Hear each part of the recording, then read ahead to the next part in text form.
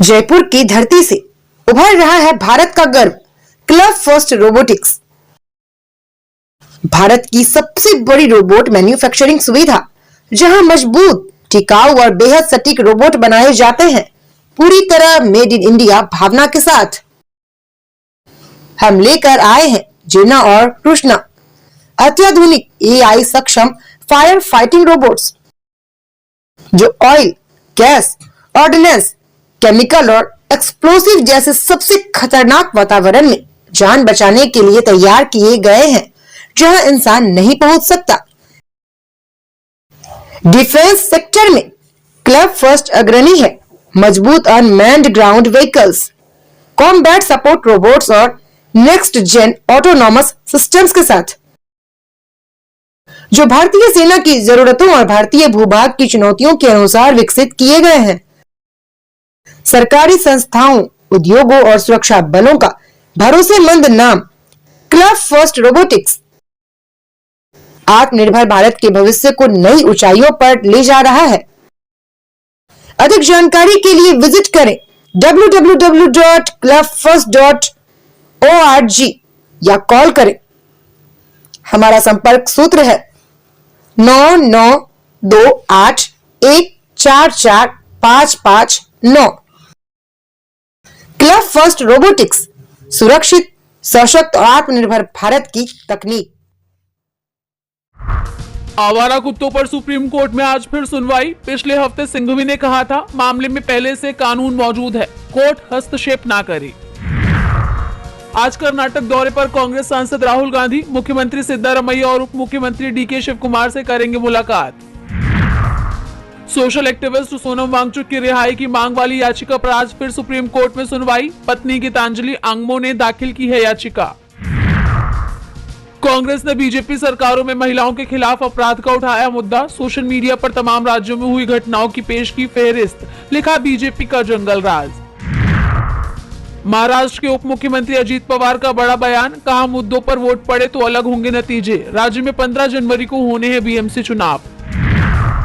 उत्तराखंड का अंकिता भंडारी मामला, आज एसआईटी के सामने अपने मोबाइल जमा कराएंगी उर्मिला सनावर।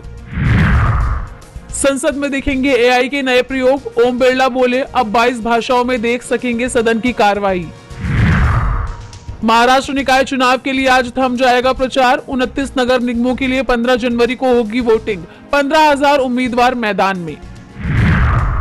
पश्चिम बंगाल की मतदाता सूची पर घमासान, एसआईआर के खिलाफ सुप्रीम कोर्ट में चुनौती। कोर्ट ने चुनाव आयोग से मांगा जवाब। टीएमसी सांसद ने एसआईआर को मनमाना और असंवैधानिक होने का लगाया आरोप।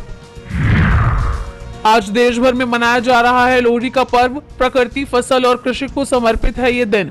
मकर संक्रांति से एक दिन पहले मनाया जाता है ये त्योहार। चीन ने शक्सकाम घाटी को बताया अपना हिस्सा, भारत की आपत्तियों को किया खारिज। पाकिस्तान ने 1963 में अवैध रूप से कब्जाए गए भारतीय क्षेत्र में से शक्सकाम घाटी के कुछ हिस्से चीन को सौंपा था। अमेरिकी राष्ट्रपति ट्रंप का बड़ा आदेश, ईरान से व्यापार करने वाले देशों पर लगेगा 25% टैरिफ। चीन और भारत हैं ईरान के बड़े व्यापारिक सहयोगी। ग्रीनलैंड पर कब्जे के लिए एक कदम और बढ़े अमेरिकी राष्ट्रपति ट्रंप।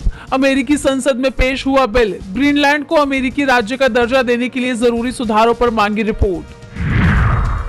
अमेरिकी राष्ट्रपति ट्रंप की धमकी पर क्यूबा का जवाब, राष्ट्रपति मिगुएल बोले क्यूबा की अमेरिका के साथ पुरानी दुश्मनी, ट्रंप ने डील करने की दी थी नसीहत।